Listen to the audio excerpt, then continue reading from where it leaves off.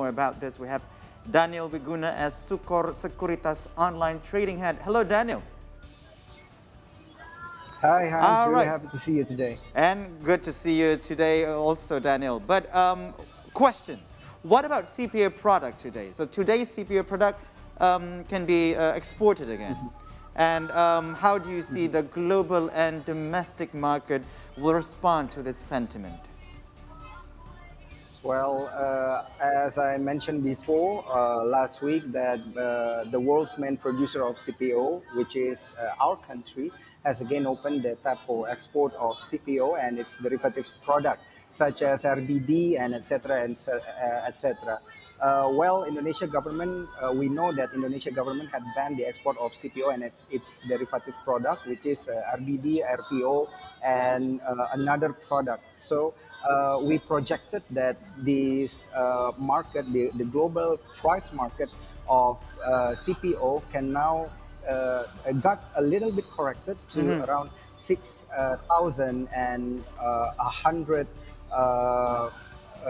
Malaysian rupiah per ton. But in the long run, we still can hope to see a hike in the CPO price because of the supply and demand level can return to normal again. So if this happen, if the CPO price return to normal again, we hope that the price of the global CPO price, can go up to around 6,200 to 6,300 Malaysian ringgit per ton. Well, this also can be translated to our CPO sector in the domestic market, which is we see some of the company already responded the sentiment, which is there is a Gosco plantation with the code GZCO, which got corrected quite deep today, around 7%, and also there is Sawit Sumber Masarana with the code SSMS, which is also we see there is no significant movement.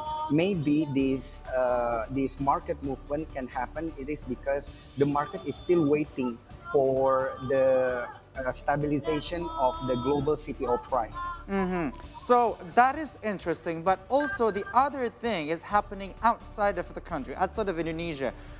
It's actually there in Davos, with Indonesia planning to raise the issue of digital transformation at the WEF meeting.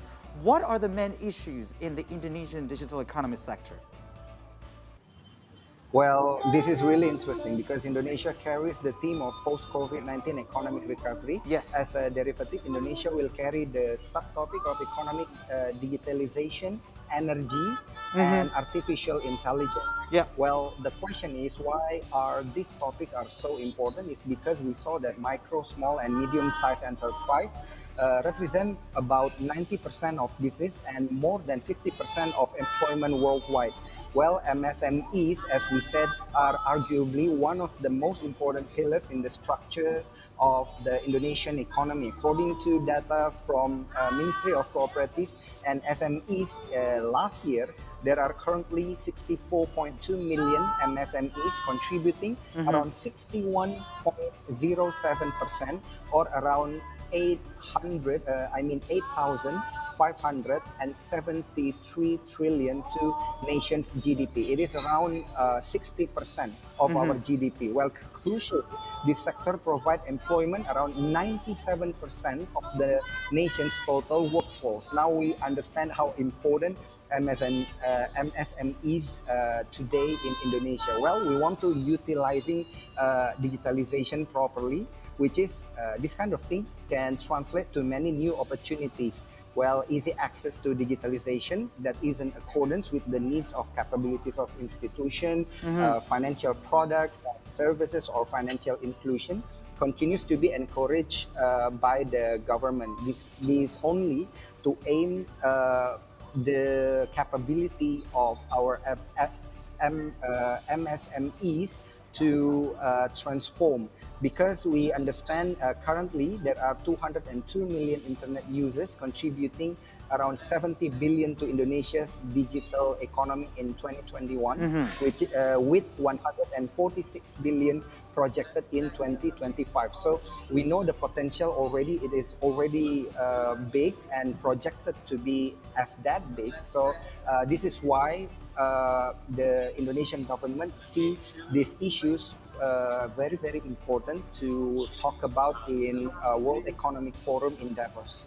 All right, so this is actually very interesting that you mentioned about energy, but I really hope that we have more time to talk about this. But in the meantime, thank you so much, Daniel Wiguna, for your extensive explanation and also report for today. Stay safe. Thank you very much.